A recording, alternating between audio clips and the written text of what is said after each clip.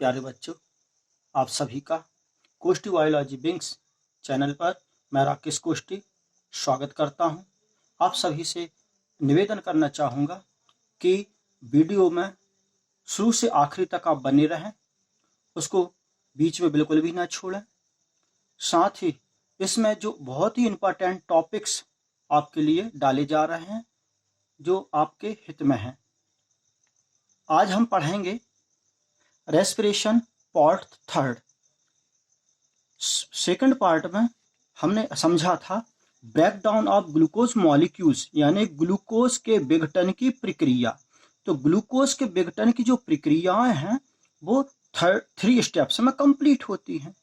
पहला था ग्लाइकोलाइसिस, जिससे हमने शॉर्ट में ईएमपी पाथवे कहते हैं। क्योंकि इस क्रिया में एम्बडेन, मेहराब और पारनास 3 वैज्ञानिकों ने सम्मिलित रूप से कार्य किया था, तो उनके सम्मान में से ईएमपी पाथवे कहा जाता है। सेकंड स्टेप था क्रेब्स साइकिल, जिसे ट्राई कार्बोक्सिलिक एसिड या साइट्रिक एसिड साइकिल के नाम से जानते हैं। और थर्ड स्टेप है इलेक्ट्रॉन ट्रांसपोर्ट सिस्टम। आज हम ग्लूकोज के ब्रेकडाउन की सेकंड स्टेप पढ़ेंगे, अर्थात क्रेब्स साइकिल के बारे में पढ़ेंगे। तो क्रेब्स साइकिल क्या है? क्रेब्स साइकिल का चक्रीय आरेख पढ़ेंगे और क्रेब्स साइकिल का महत्व पढ़ेंगे। तो सबसे पहले हम ये देखें कि क्रेब्स साइकिल क्या है। तो क्रेब्स साइकिल को ट्राइकार्बोक्सिलिक एसिड साइकिल के नाम से जाना जाता है, जो ग्लूकोज के विघटन के सेकंड स्टेप में आता है। ब्रिटिश वैज्ञानिक हैंस क्रेब ने इस चक्र का आविष्कार किया और उनके सम्मान में इस साइकिल को हैंस क्रेब कहा जाता है। हैंस क्रेब साइकिल्स कहा जाता है, या शॉर्ट में उसे हम क्रेब्स साइकिल के नाम से जानते हैं। इस कार्य के लिए उन्हें साइंस के सबसे बड़े पुरस्कार यानी नोबेल पुरस्कार से सम्मानित किया गया था। इस चक्र को ट्राइकार्बोक्सिलिक एसिड साइकिल कहा जाता है। इसी को साइट्रिक एसिड साइकिल कहा जाता है। इस क्रिया में, चूंकि यह क्रिया माइटोकॉन्ड्रिया के मैट्रिक्स वाले भाग में होती है, इसलिए इस रेस्पिरेशन को माइटोकॉन्ड्रियल रेस्पिरेशन भी कहते हैं। चूंकि मैट्रिक्स में वे सभी एंजाइम्स पाए जाते हैं जो क्रेब्स साइकिल के अंतर्गत आने वाली समस्त रिएक्शंस में हेल्प्स करते हैं। यह चक्र एक चक्रीय पथ में होता है, इसलिए साइक्लिक पथ भी कहा जाता है। ये जो साइकिल है वह उसे डबल पाथवे भी कहा जाता है या एम्फीबोलिक पाथवे कहते हैं। क्योंकि इसमें एनाबॉलिक और कैटाबॉलिक दोनों प्रकार की रिएक्शंस होती हैं।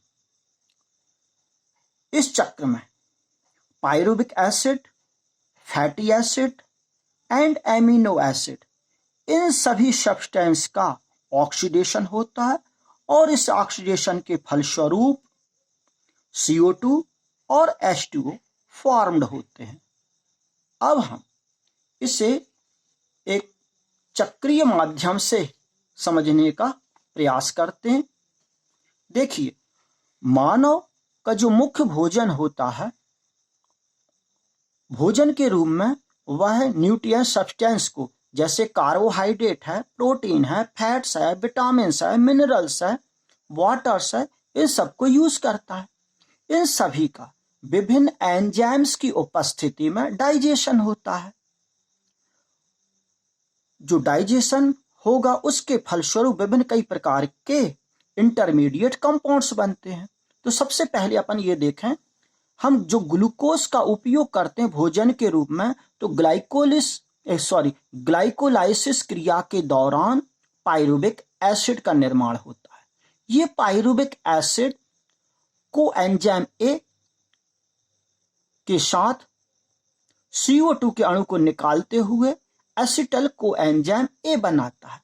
यहां पर हाइड्रोजन ग्राही यौगिक NAD, निकोटिनामाइड एडेनिन डाइन्यूक्लियोटाइड जो यौगिक है वह NADH2 में कन्वर्ट होता है और पायरुविक एसिड से एसिटल कोएंजाइम बनता है।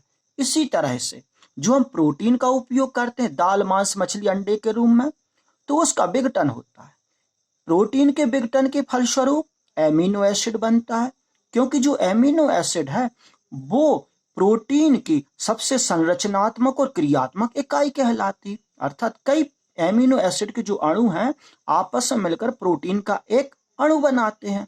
तो प्रोटीन का विघटन होगा तो एमिनो एसिड बना।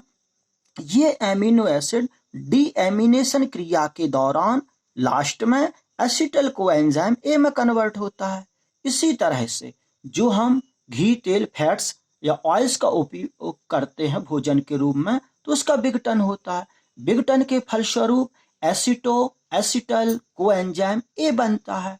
इस एसिटल कोएंजाइम का आगे ऑक्सीडेशन होता, ऑक्सीकरण होता और अंत में एसिटल कोएंजाइम ए बनता है। तो इस तरह से चाहे हम ग्लूकोज का उपयोग करें या प्रोटीन का उपयोग करें या भोजन के रूप में फैट्स का उपयोग करें, सबके विघटन के फलस्वरूप, ऑक्सीकरण के फलस्वरूप लास्ट प्रोडक्ट जो बनता है उससे हम एसिटल कोएंजाइम ए कहते हैं। अब ये एसिटल कोएंजाइम ए आगे एक चक्र के माध्यम से क्रिया करेगा और कई इंटरमीडिएट कंपाउंड्स को बनाएगा, जिस चक्र को हम क्रेब्स साइकिल कहते हैं।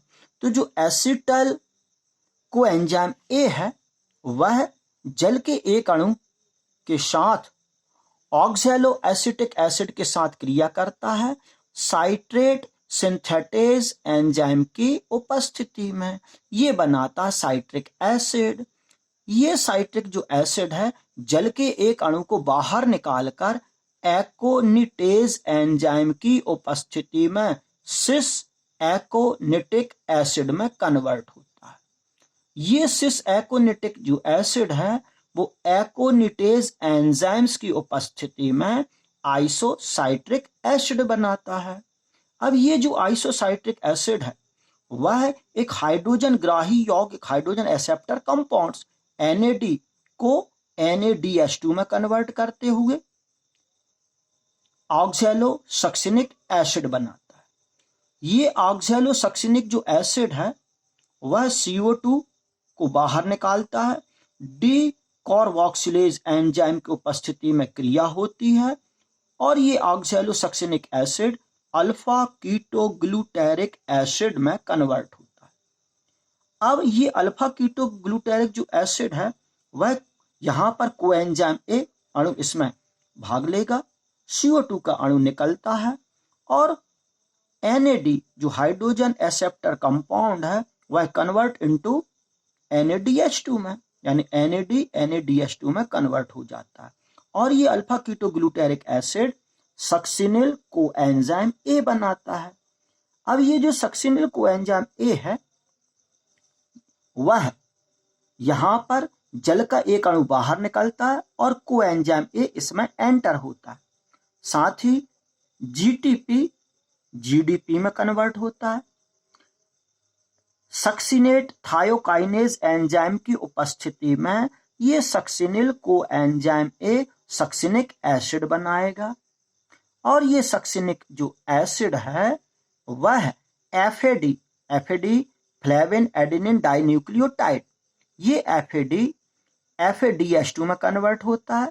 ये succinic acid succinate dehydrogenase enzyme के प्रेजेंस में फ्यूमेरिक एसिड में कन्वर्ट हो जाता है। अब ये जो फ्यूमेरिक एसिड है वह जल के एक अणु से की उपस्थिति में क्रिया करेगा फ्यूमेरेज एंजाइम की उपस्थिति में। ये बदलता है मैलिक एसिड में और यह जो मैलिक एसिड है वह मैलिक डिहाइड्रोजिनेज एंजाइम्स की प्रेजेंस में NAD को NADH2 में बदलते हुए लास्ट में ऑक्सैलो एसिटिक एसिड में परिवर्तित होता है और ये ऑक्सैलो एसिटिक एसिड पुनः जल के अणु के साथ क्रिया कर एसिटल कोएंजाइम के साथ क्रिया करके किस में बदल जाता, साइट्रिक एसिड बदल जाता है। इस तरह से ये चक्र कंप्लीट होता है, अर्थात चाहे हम ग्लूकोज लें या प्रोटीन्स का उपयोग करें या फैट्स को भोजन के रूप में उपयोग करें, इन सब का विघटन होता है और विघटन एक चक्र के माध्यम से होता है जिसे हम क्रेब्स साइकिल कहते हैं। हाँ, एक चीज और आप यहाँ पर देखेंगे जो हाइड्रोजन एक्सेप्टर कंपाउंड्स हैं जैसे NAD NADH2 में कन्वर्ट होगा, FAD FADH2 में कन्वर्ट होगा।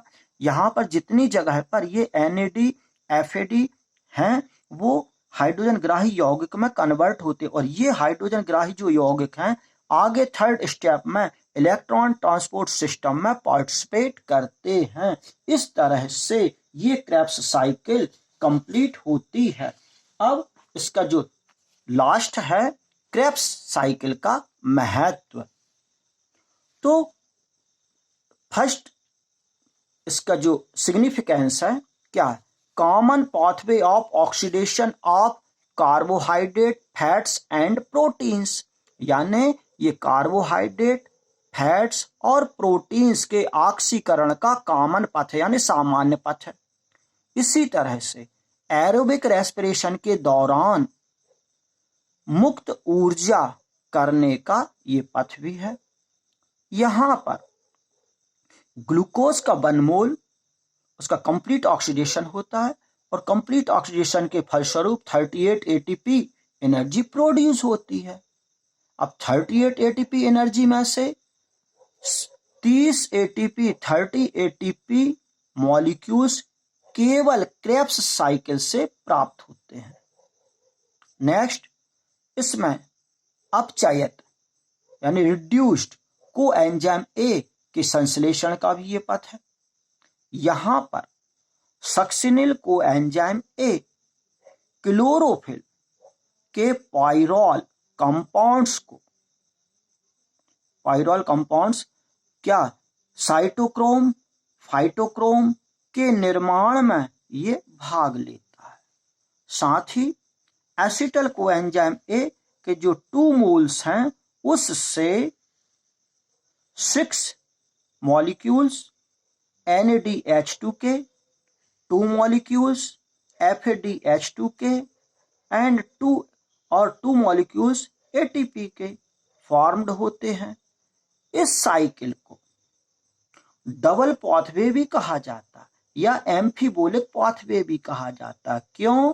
क्योंकि इसमें एनाबॉलिक और कैटाबॉलिक दोनों प्रकार की रिएक्शंस होती हैं। ये हुआ ग्लाइकोलाइसिस के विघटन का सेकंड स्टेप अर्थात क्रेब्स साइकिल। प्यारे बच्चों, इस वीडियो को अवश्य लाइक करें, शेयर करें और चैनल को सब्सक्राइब करें जिससे कि वीडियोस सबसे पहले आपके मोबाइल में पहुंचे। Thank you.